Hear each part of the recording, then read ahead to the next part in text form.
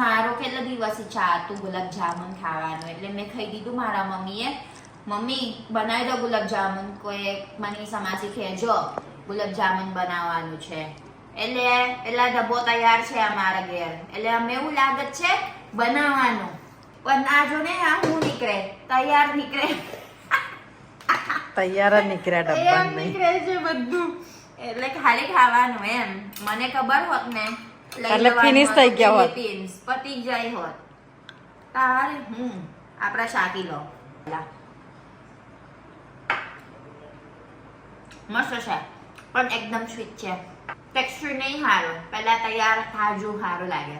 અને નક્કર છે પેલા ઘેર પોચા બને. તમે બહુ એ ના લઈશ ને ગ્રેવી ના. બહાર જવાનું હોય ને ચાલે તીખા, પણ ઘરે ખાવાનું બનાવવાનું આગળ પડે હે ને.